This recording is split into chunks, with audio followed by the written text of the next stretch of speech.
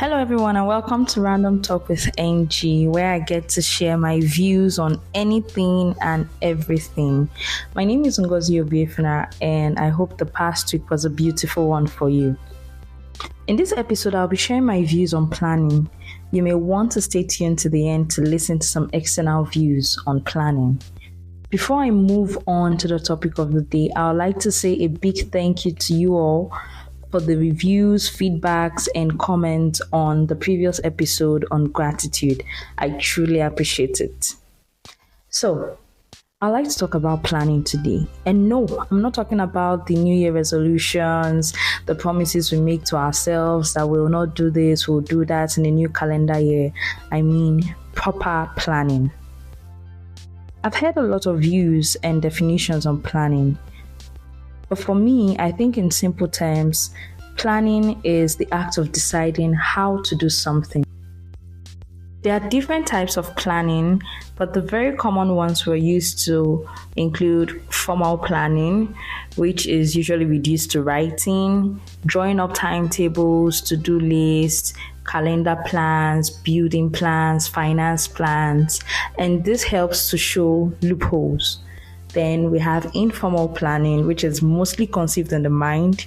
And I think that most plans are first conceived informally before being made and concluded formally in writing. There is this quote from Eleanor Roosevelt: "It takes as much energy to wish as it does to plan." So there is also short range. Short range planning is based on the period we're looking at, usually between 0 to 12 months, then long range, usually more than 5 years, then medium range plans fit in somewhere between short and long range.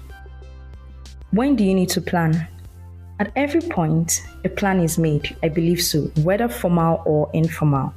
It amuses me when people say, it just happened. No, it didn't just happen. There was a wish, then a plan, whether foolproof or with loopholes. There is always a plan.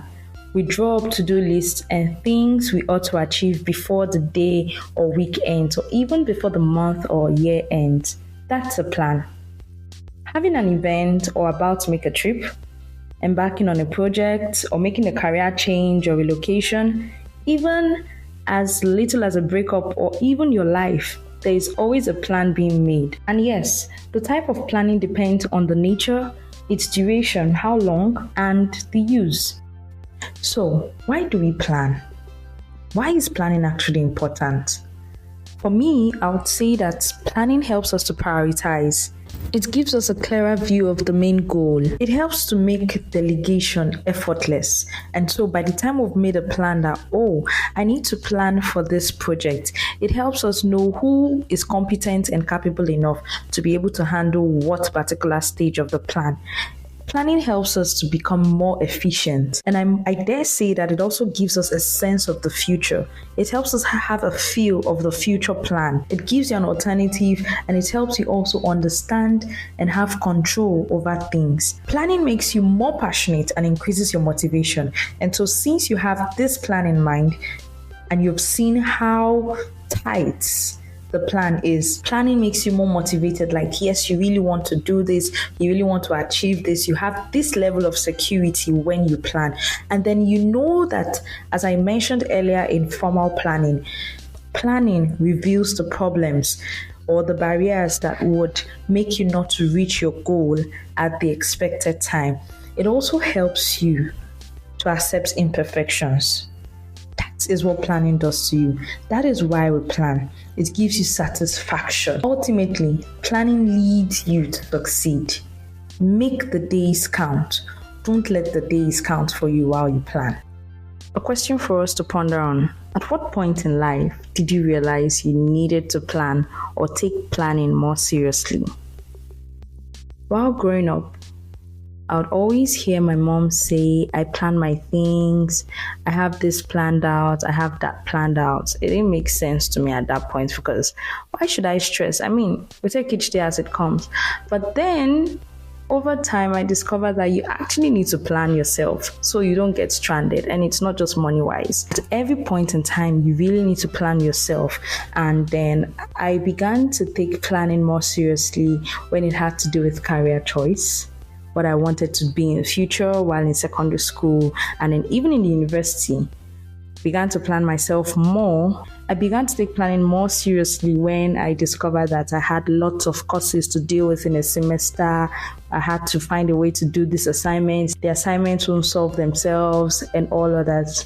So I asked AZ, Shogo, and Peter at what point in life they decided to take planning more seriously, and these were the responses I got from them. I would say I started to formalize my planning when I got to the university, right. So I was intentional about how I wanted to do stuff. If I said, okay, I was going to read at this time, I probably put it down somewhere. I said I want to study this material or do this at this time. I put it down somewhere just to remind myself that I'm going to do this thing, and I followed it. So I wouldn't say as a child I wasn't planning. The difference is that at the adult stage, I was more or less writing down or formalizing my plan than my childhood days. So if I compare both, I would say maybe those childhood days were more like wishes than a proper plan. But if I look at both and then compare, I would say in terms of actualization, so from my university days, those things that I actually put in writing, I would say it was easier for me to actually actualize those plans, and also it was so easier for me to measure my successes because I had them planned out or had them written down, so I could measure where I was and where I am, or how the success rate of those plans had already set out to achieve. But if I also take that compare that with my childhood days, I would say some things were actually achieved, but most of the things were left to chances. So that's it. So at what point in your life did you decide to take planning serious? Okay, well, I think it's at the point where I just feel I want to be better than my parents. So I guess it's only proper to plan ahead of time, and that would be secondary school, at the point where you start deciding what career path you want to choose, what course you want to study in university.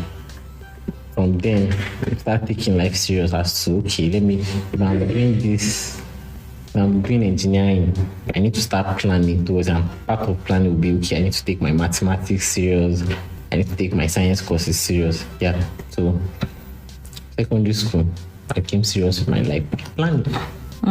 But then when you ended up doing what you did not study, how did you readjust your plan? I mean, I'm sure the goal too changed. Okay, well, so the ultimate goal is to make it in life. That's the ultimate goal. And, there is, like we said, you can have just one goal and have several plans. Mm-hmm. So the plan was to be better than your parents, than your peers, if possible. What we thought we would do, we went to school to study, but then life brought success to us in another dimension, and we have to just adjust the plan, but the goal is still intact. Okay, that's fine. So at what point did you decide to take planning serious in your life? All right, thank you very much for that question. Well, for me, planning has always been there.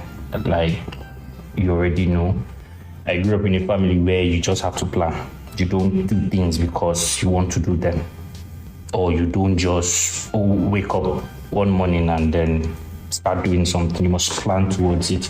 It's something that there was nothing that prompted it. You just grew up, and then seeing every other person plan, you just have to start planning. So yeah, I wouldn't say there was a point in time where I just, maybe something bad happened and I decided to start planning. No, I had always been planning my every step. Everything I did, trust me, every goal I've achieved, everything I've executed, I planned for it. And that's why whenever it clicks, I'm always very happy, because consistent efforts have been put towards achieving it. So yeah, for me, it has always been there. So there you have it. I guess for most of us while growing up, we had to take planning more seriously as we advanced in age. I found some useful things to consider while planning. The first thing I believe we should consider should be, where are we now? What planning stage are we at now? You need to know where you are at now so that you'd be able to know the second thing to consider, which is, where do you want to go? And then when you've been able to answer where you want to go, you will then answer, why do you want to go? And then when you've answered why you want to go, you'll be able to answer, how will we go? I believe the where we are now, where we want to go, why we want to go, and how we will go are useful things in considering while planning. And these can be useful in any form of planning, be it large scale, small scale, just any form of planning. You need to listen to this quote by Leonard Bernstein. To achieve great things, two things are needed: a plan and not enough time. While pondering on this, I thought to myself, why not enough time? And then I actually realized that, sometimes we just stay wishing and wishing and wishing and wishing about the plan, and then it never comes to pass. I would like to share some tips to help us in planning. The first is, force yourself to plan. Schedule time for it. I know it may look or it may feel like it's just a whole lot of work, but sometimes you really need to force yourself to plan. But if you keep procrastinating, that plan will only be a wish, as I always say. Lil Wayne once said, the more time you spend contemplating what you should have done, you lose valuable time planning what you can and will do. Makes sense, right? The second, decide what is important and critical. Example, when going on a trip or relocating or organizing an event, you need to be able to prioritize to know what is important and what is critical to your planning process. The third one, delegate and outsource if you have to, especially when you have big events coming up. I hear some people say that, they would rather plan these events themselves, plan this, do that. But then I cannot even begin to overemphasize the need for an event planner, especially if that is not what you're good at. You do not want your event to flop. You see big office events, you see big events like weddings and all.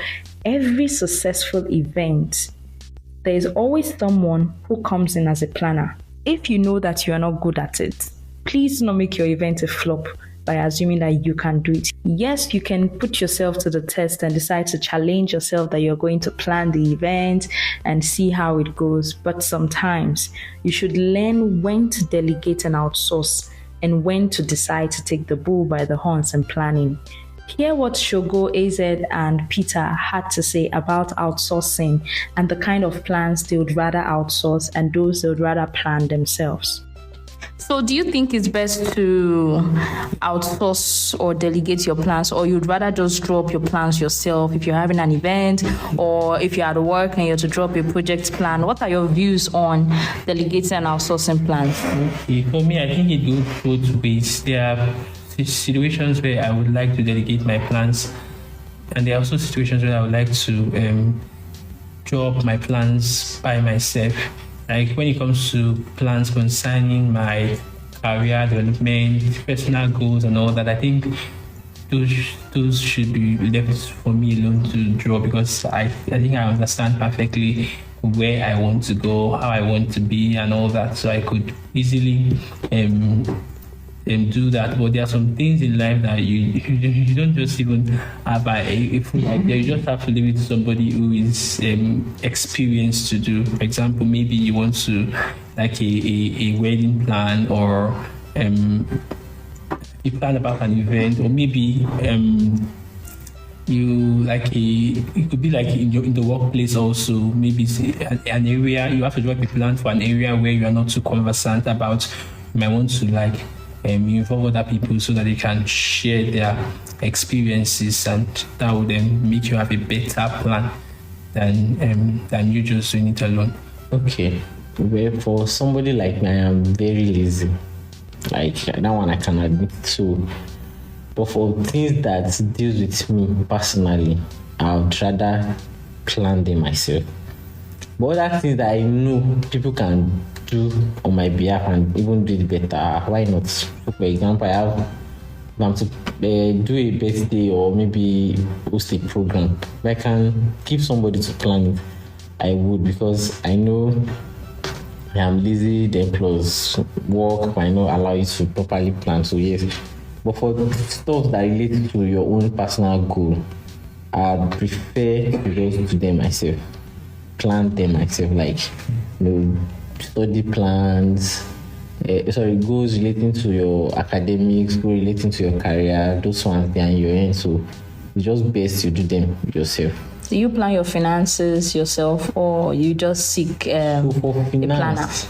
Well, for now, I think I plan them myself, and I'm terrible at it too. But I think I'm looking forward to engaging someone who is better at it that can assist. I'm somebody that believes in team spirit a lot. So if I have a personal goal and I see that it is something that while drawing the plan I would require inputs from people, I do not feel or I do not hesitate to run to them to seek for help, to say, okay, this is what I want to do. How do I do it? I believe you've done it before. How did you do it? These are the steps I'm trying to put into to actually get it. While you were getting your own, did you do this? What were the mistakes you encountered or difficulties you encountered? That would help me to avoid them and makes my own process shorter. And it's something that has helped me a lot. So I believe that's how I delegate for personal goals to achieve my personal planning to achieve my goals. Then considering the African or Nigerian mentality and mindset where you're planning something, you don't even want people to know about it because of the village people stuffs and the rest. So you just have to incorporate that fact.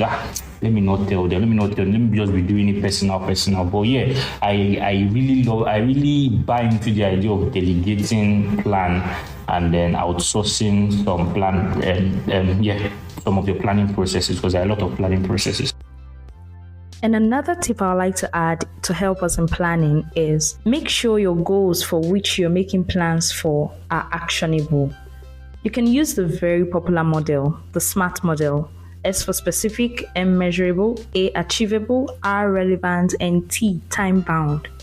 Remember, if the plan fails, change the plan, but not the goal. Hear what the trio had to say about this tip on goals and plans. I'd like to know what you guys think about the difference between a plan and a goal. Are they similar? So a plan is something you've set out, you're preparing. It's like a roadmap or a way to actually achieve something you want to do or an action you want to take. You plan. I want to do this by this time. This is how I want to do it. That's planning. While a goal is actually that action. I want to be chartered by May. So that's your goal. That's the goal. That's what you're working towards. How do you get it done? How do you become chartered by May? That is planning. So you're now saying, okay, I'll register for it by January. I'll start tutorials by January. I'll read my books and I make sure I write the exam as and when due. And then most certainly I'd achieve my goal. So that's why I think plan and goal, those similar. You can have a goal without actually planning for it, and then you might have a goal that it's not attainable and you may not achieve it. But let me not say too much. Let me allow everyone to say. Okay, thank you. So, AZ, what are your thoughts? Okay, my thought about a goal is what you set to achieve. I want to be a doctor maybe in the next 5 years. That's thing that I've set out to achieve is my goal. Now, how do I want to become a doctor? What do I need to do? I sit down, okay, I have to get my first degree in medicine, I have to do this and do that. All those things will form the plan I would have to set out to achieve that goal. So that is what I think the difference is. And the goal is encompassed. You could have a short-term goal, long-term goal, what you want to achieve in the near future and in the foreseeable future. So a plan is basically what enables you to achieve that thing you have set out to achieve, which is your goal. Thank you. So, Shogo. Thank you very much for that question. All right. So, like my friend here said earlier, that plan is the how. So if plan is the how, then so for me, goal is the what, then plan is the how. What do I want to achieve? What do I want to do with my life? That is the goal. Then the plan will now be how do I reach this goal? And goals most of the time they are smart, they are specific, they are measurable, they are achievable, they are time bound. But yes, goals are smart, always specific. You can't have an ambiguous goal. It has to be specific that yes, this is what I intend to achieve. Then having identified that, you now set out plans. So your plans can be different, you can have them in different shades, but the end point will not be the goal. Thank you. Thank you. So don't you think that setting my plans too should follow that smart pattern in making my plans? So I don't think so. Your plan cannot be specific. You are going to have different plans, plan B, plan C to get to your goal. So already it takes out that specificity of a goal. Then your plan also, your plan is time bound. It's time bound because you have a time frame to achieve your goal. So your plan has to be within that time frame. But is plan really measurable? Is it really measurable? What you measure at the end of the day is the goal, because how you know you've achieved your goal is by setting a target. Say, okay, I want to be a doctor. Once I graduate from medical school, I've achieved the goal. But all the time you spend in school, your night class, at the end of you notice that you can't really measure the amount of planning that you put into achieving that goal. But you can at least pinpoint. You can measure your goal at like a point estimate. Say yes, at this point too, I achieved this goal. So there's a thin line, but then one leads to the other. The last but not the least tip I'd like to share to help us in planning: stay accountable and monitor progress. You could actually consider getting an accountability partner. And yes, I know that for some of us, planning is stressful or boring. I am with you on that. However, we need to find ways that work for us. It could range from planning in a different environment, probably going to the beach or a park or somewhere you can be relaxed, or you could add some little rewards you can get yourselves when you finally finish making that plan. I know that some people would like to ask, is there a book you'd like to recommend on planning? I'd like to recommend this book by Bill Burnett and Dave Evans, Designing Your Life. This is a book about planning your life. Don't forget, it is not enough to imagine. You need to actually make the plan. Listen to the guys say some of the tips that help them in planning. Can you guys share one or two tips you have on planning? Things that people can possibly consider, things that have worked for you while planning. So just share your thoughts, please. Okay, so thank you, Marianne, for this again. I'm a graphic designer by side also, and a lot of planning goes into the design process. And the way it works best for me is to pick a pen and sketch. And I try as much as possible to arrange my sketch. So it will not be just one sketch. But I just want to highlight the flow of every content of my design, from the text to the colors to the arrangement. I like just putting that. It might eventually not be that same way. The goal is to have a nice design at the end of the day. So whether the plan now changes, the nice design must still be the result. So it's very easy when you take your pen and paper and just write things out. It guides you. So that's the easier way for me. But sometimes too, ideas come randomly and you just want to quickly try it out. So but in planning, we should try as much as possible to keep an open mind. What we think is the actual plan can change along the line. Yeah, that makes sense. So, Ized, over to you. Yeah, I think I came from what Stephen was saying. It's very good to put down your plan, because it reminds you what you want to do. You can get lost in thoughts. I remember saying that for everything one wants to achieve, there are lots of ways to achieve that, but there's an optimal way. And that way is there's a single optimal way to achieve that. So in trying to prepare your plan, you may be distracted by other ways which would come to you. So I feel if you put down what you want to do, you kind of like streamline yourself. So if you try that out, it doesn't work, you can then begin to look at other option, and then you also kind of like believe in what you are doing. That is for me, a lot of people will, okay, I don't know how to say that now, but it's something that works for me. If I set out to do something, no matter how difficult I feel that thing may be, once I've put it down, I just tell myself that I can do this, and it's just that thing that I need to push me. So I feel that people should have that consciousness that they can do what they set out to do. So that's it. Thank you. So, Peter, can you please share your thoughts? Well, everybody that's spoken before me has spoken well. But then, for an average young man that lives in Lagos, would know that it is more efficient to plan, because if you don't plan and you live in Lagos as a young adult that's working in Lagos and you do not plan, you're going back to your village.